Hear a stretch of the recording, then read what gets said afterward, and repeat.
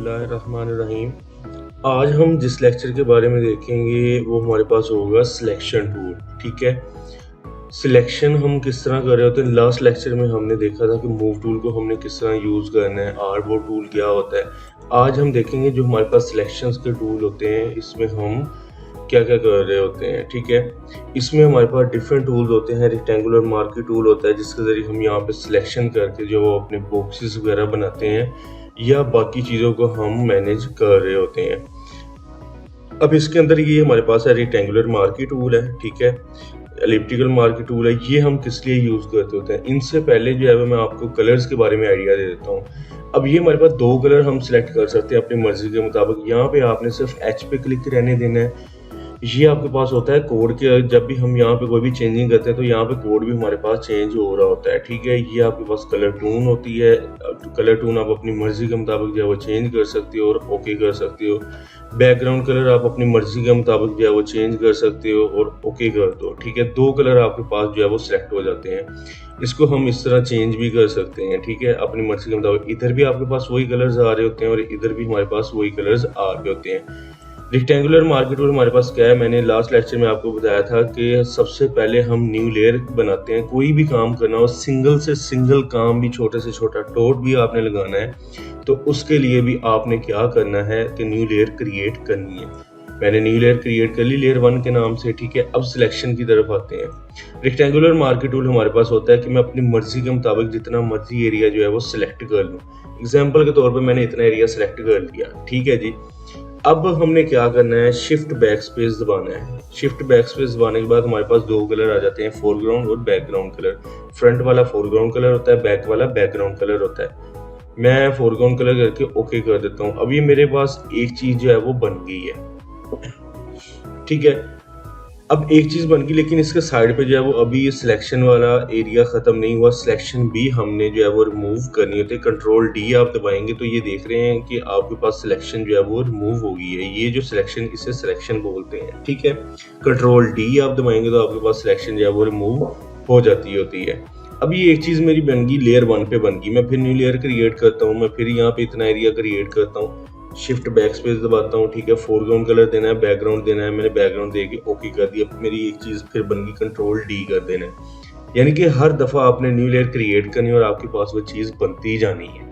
ठीक है, अच्छा, उसके बाद हम देख लेते हैं इसके अंदर ये 4 ऑप्शन होते हैं। पहले वाला होता है कि सिंगल आपने वो चीज बना ली।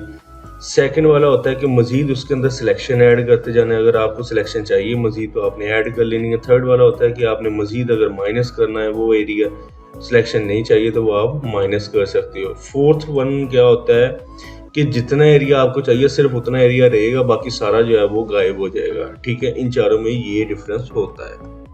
अच्छा, अब इसमें हमारे पास ये होता है, अब ये चीज तो हमने बना ली है। ठीक है, मैं कहता हूँ कि मुझे तो स्क्वायर में चीज चाहिए। अब यहाँ पे तो मुझे आइडिया नहीं हो रहा। ये जो हमारे पास साथ में ये विड्थ 435 लिखी हुई आ रही है, हाइट 417px लिखी हुई आ रही है।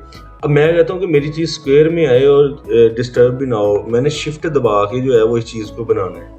अब ये चीज मैं इधर उधर भी करूंगा तो ये चीज शिफ्ट के साथ जो है वो बिल्कुल इक्वली स्क्वायर में ही बनेगी ये।